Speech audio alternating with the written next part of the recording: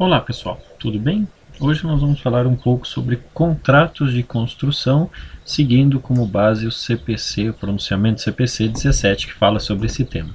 Inicialmente, quando a gente vai falar de contratos de construção, nós vamos estar sempre nos referindo a contratos de longo prazo, como construção de, por exemplo, pontes e outros tipos mais. Como, por exemplo, houve a construção do Cristo Redentor, demorando aí 5 anos para ficar pronto, de 26 a 31.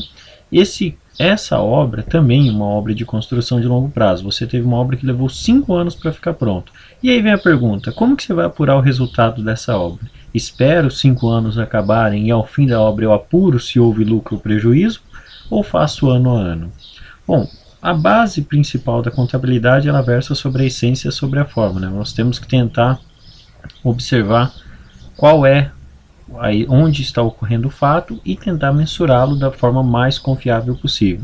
Esperar os 5 anos e ter um resultado ao final seria o resultado perfeito e indiscutível, já que nós teríamos um lucro já consolidado, realizado de forma indiscutível. Contudo, você passar 5 anos sem ter um lucro anual e sem saber se aquela construção, aquele contrato está dando lucro ou prejuízo, é um período muito grande. Então é melhor você fazer um balanço próximo do que seria o real, ano a ano, do que ter a certeza absoluta no final do 5º ano que você teve prejuízo em todos os anos. Então, nos contratos por construção, nós vamos fazer uma apuração ano a ano de cada obra, mesmo sem ter a obra concluída. Alguns detalhes sobre o contrato de construção. O contrato de construção ele pode ser negociado para a construção de um único ativo, por exemplo, uma ponte, um edifício, uma barragem, um oleoduto, uma estrada até um navio ou um túnel.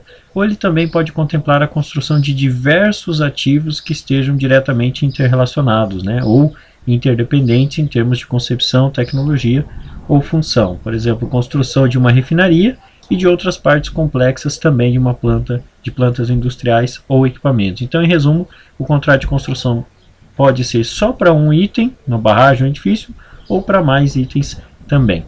O contrato de construção ele pode ser elaborado de diversas maneiras, sendo, todos eles seguindo aqui o pronunciamento 17, eles podem ser classificados de duas formas, ou o preço fixo, que é aquele preço onde você já deixa fixo e estabelecido qual vai ser o valor da receita, ou aquele chamado custo mais margem, o cost plus, onde você tem um custo X para a construção e a sua margem de lucro é calculado sobre este custo, 20% acima do custo e assim por diante. A receita de um contrato de construção ela sempre deve compreender a quantia inicial da receita estabelecida no contrato, ou seja, aquele valor que no início do período você tinha estabelecido no contrato, que seria o valor a receber do cliente, e também as variações no trabalho contratado, reivindicações, pagamentos por incentivo e qualquer tipo de alteração que ocorrer após o início do contrato. O custo de um contrato ele compreende o custo que esteja relacionado diretamente com o contrato específico, gastos com mão de obra, matéria-prima e todo o custo para que a obra aconteça, e também custos que sejam atribuíveis a atividades de contrato de modo geral e que possam ser alocados ao contrato. E último ponto, outros custos que sejam especificamente imputáveis ao contratante, ao cliente, de acordo com também os termos do contrato, como incentivo e assim por diante. Os custos relacionados diretamente com a obra, que é esse primeiro item que nós tínhamos nomeado aqui, são os custos que estão, como a gente já o próprio nome diz, diretamente relacionado com a obra. Então, mão de obra no local, incluindo também a supervisão, materiais utilizados na construção, todo tipo de material de construção, depreciação dos ativos fixos tangíveis utilizados naquele contrato, naquela obra, custos para levar ou retirar do local os ativos fixos ou materiais necessários à obra, então todo gasto com frete, etc.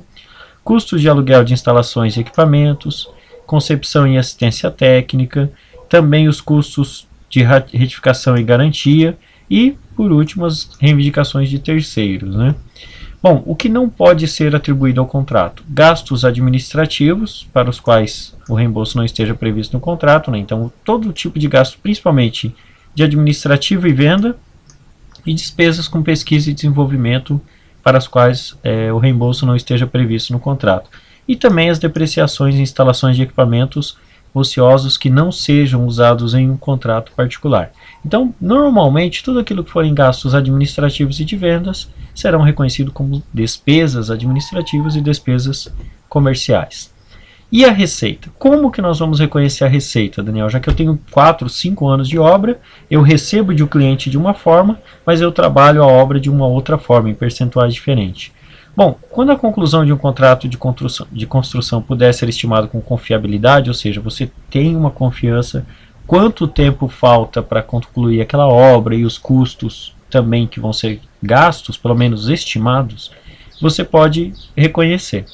As receitas e os custos associados ao contrato de construção, então eles vão ser reconhecidos tomando como referência o estágio de execução, né, o estágio de completude da obra, ou seja, quanto que a obra já está pronta, considerando a atividade contratual ao término do período de reporte. Então, em resumo, será o seguinte: quantos por cento aquela obra já está pronta? Baseado nesse percentual, eu vou reconhecer a receita e o custo.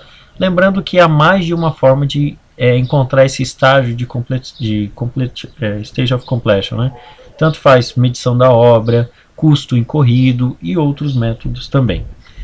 O reconhecimento da receita e das despesas, tendo como referência o estágio da execução, foi isso que a gente acabou de comentar, ele é usualmente denominado como método da percentagem completada, ou alguns vão chamar de POC, né? Um percentual de completude da obra.